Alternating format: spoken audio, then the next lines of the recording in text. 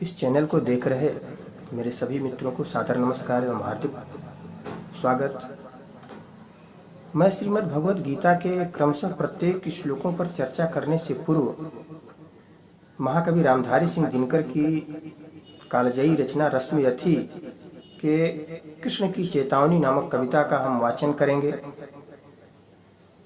भगवान श्री कृष्ण शांति दूत बनकर अंतिम प्रयास करने के लिए कि युद्ध न हो दुर्योधन के पास आए हैं, दुर्योधन की सभा में आए हैं। क्योंकि युद्ध अंतिम विकल्प होता है, जब शांति के सारे मार्ग बंद हो जाते हैं तब युद्ध आवश्यक हो जाता है। महाभारत में ही आया है कि अहिंसा परमो धर्म, धर्म हिंसा तथैव च। अहिंसा सबसे बड़ा धर्म है, लेकिन धर्म की रक्षा के लिए हिंसा उससे भी श्रेष्ठ कर्म है। अकारण सैनिक युद्ध में न मारे जाएं, अंतिम प्रयास के लिए भगवान शांतिदूत बनकर दुर्योधन की सभा में आए हैं, दुर्योधन से कहने आए हैं, समझाने आए हैं। भगवान श्री कृष्ण कहते हैं यदि आधा राज्य न सही तो पांडवों को केवल 5 गांव दे दो, उतने में ही वह संतोष कर लेंगे। लेकिन वह कुटिल दुर्योधन, जिसने भरी सभा में द्रौपदी के वस्त्रहरण का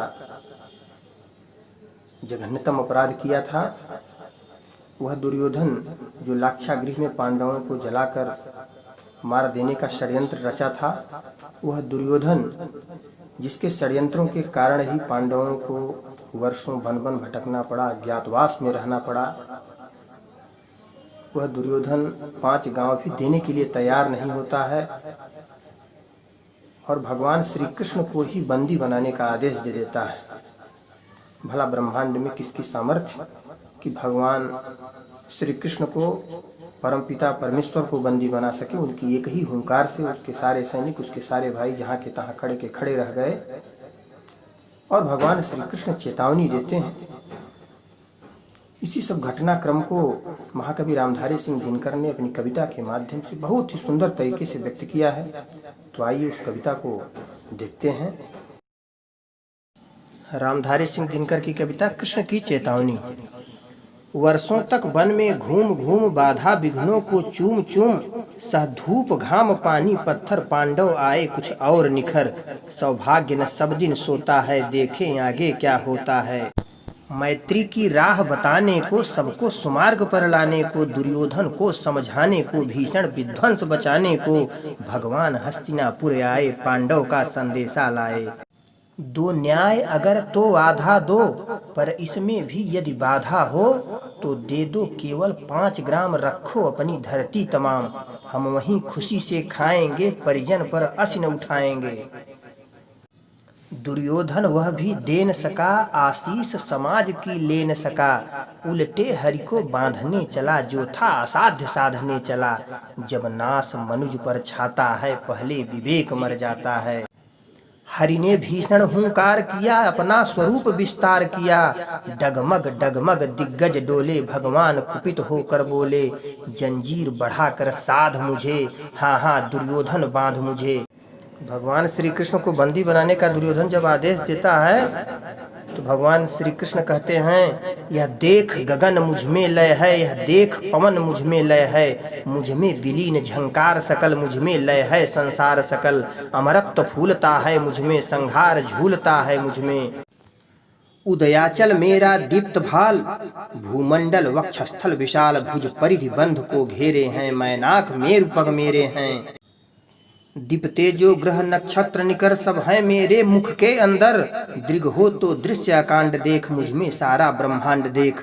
चर अचर जीव जग क्षर अक्षर, नश्वर मनुष्य सुर जाति अमर। शतकोटि सूर्य शतकोटि चंद्र, शतकोटि सरित सर सिंधु मंद्र।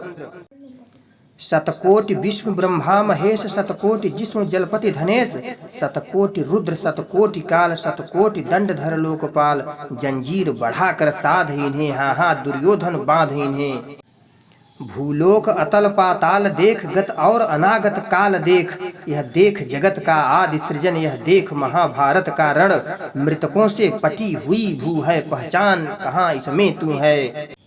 अंबर में कुंतल जाल देख, पद के नीचे पाताल देख। मुट्ठी में तीनों काल देख, मेरा स्वरूप विकराल देख। सब जन्म मुझी से पाते हैं, फिर लौट मुझी में आते हैं।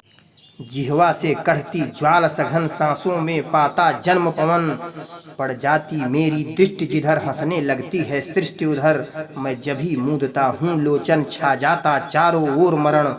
बांधने मुझे तो आया है, जंजीर बड़ी क्या लाया है। यदि मुझे बांधना चाहे मन, पहले तो बांध अनंत गगन। सूने को साध न सकता है, वह मुझे बांध कब सकता है। सूने को साध न सकता है, वह मुझे बांध कब सकता है। हित वचन नहीं तूने माना, मैत्री का मूल्य न पहचाना।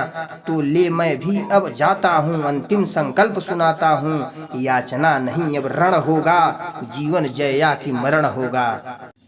भाई पर भाई टूटेंगे, विष बाण बूंद से छूटेंगे। वायस श्रृंगार सुख लूटेंगे, सौभाग्य मनुज के फूटेंगे। आखिर तू भूषाई होगा, हिंसा पर दाई होगा।